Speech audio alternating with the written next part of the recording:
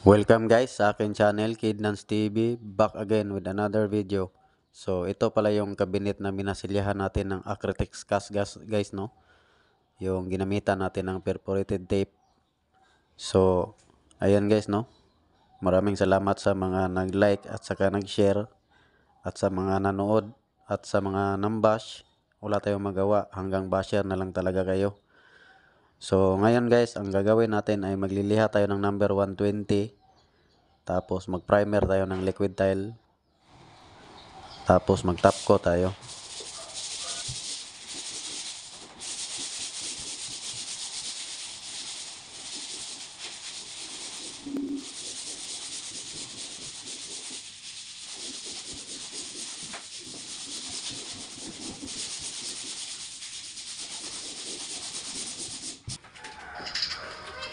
So ayan guys, no, pagkatapos nating lihain ay primeran natin ng liquid tile primer yan guys, no.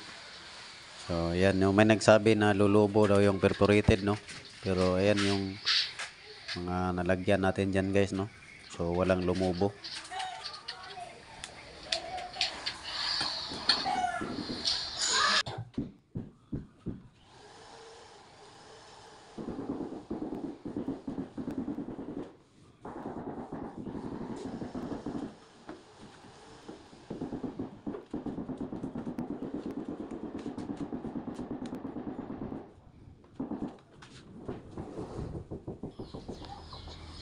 So ayan guys, no, isang manong liquid tile primer yung gagawin natin dyan.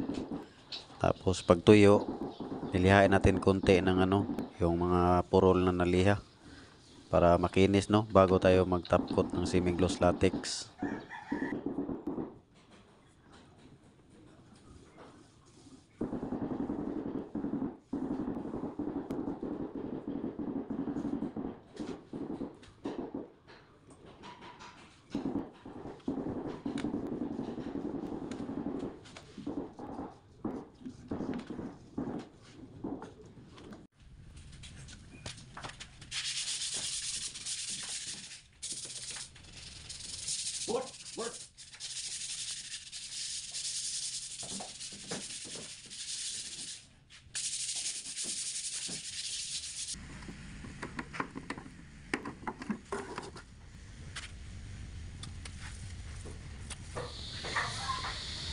Ayan guys, no, ang linis ng mga kantuhan niya, no, yung ginamitan natin ng perforated tape. So mas maganda guys, no, kung hindi natin kakamayin yung mga kantuhan para talaga yung ang ganda talaga tignan.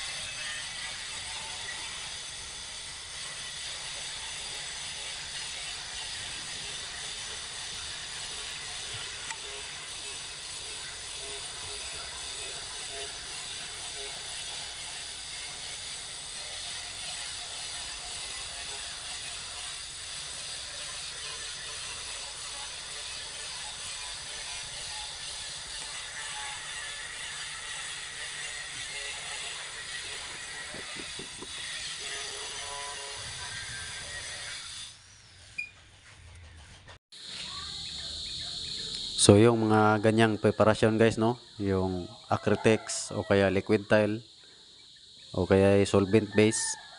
So yan, the best talaga yan guys sa mga yan plywood o kaya simento. Saka matagal ko nang ginagamit yan guys, no. Nagtaka lang ako kasi maraming nag-react kung sa yan ang ginamit natin. So ibig sabihin wala pa silang alam sa preparasyon na ganyan guys, no. So alam ko marami na rin yung may alam diyan.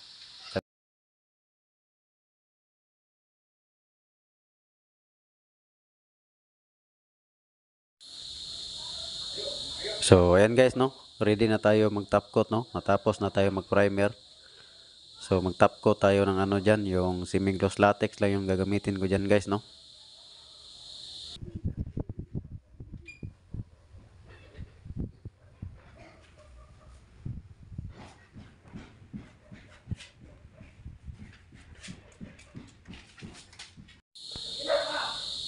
Haluin lang natin maigi yung top coat natin guys, no, yung semi-gloss latex white bago tayo mag-apply doon sa sa na primera na natin.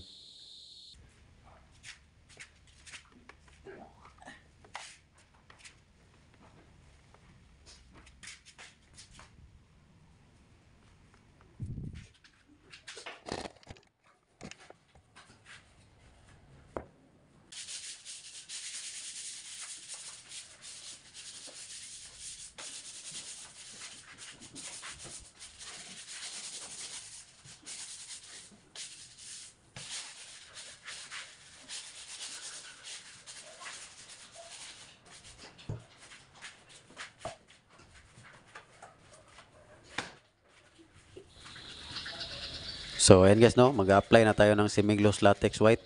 So, baby roller yung gamit ko diyan guys, no, kasi para hindi bakat yung yung tinatawag nila na orange peel.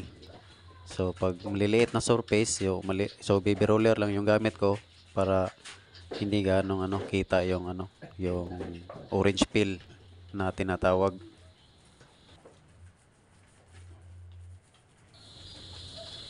Bale, dalawang mano yung gagawin ko diyan guys, no. Tapos okay na siya.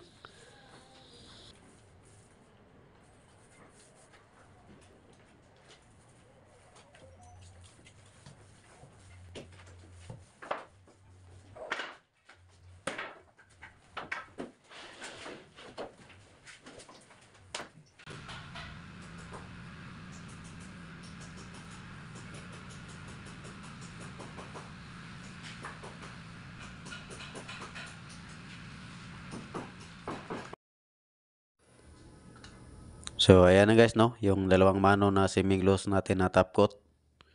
So, ayan na siya guys, no, okay na siya tignan. So, malinis yung mga kantuhan niya, no. Tapos, mamaya tatanggalan natin ng masking tape yung mga nosing dyan na varnish.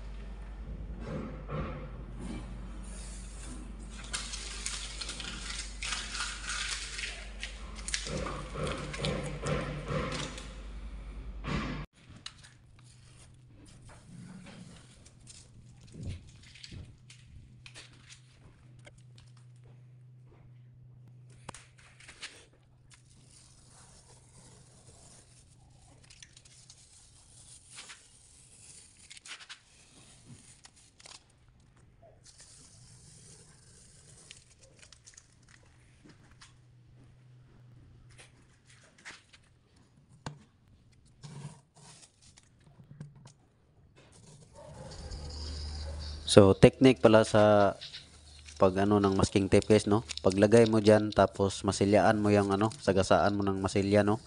Tapos bago mo pinturahan kasi kung i-direct mo yan na pintura, may makawala na pintura diyan, no, papasok doon sa varnish. So, madumi tignan. So, ayan yan guys, no. Pag sinagasaan mo muna ng masilya, saka ka magpintura. So, malinis na malinis talaga yung resulta pagtanggal ng tape, no. Walang makapasok na pintura sa varnish.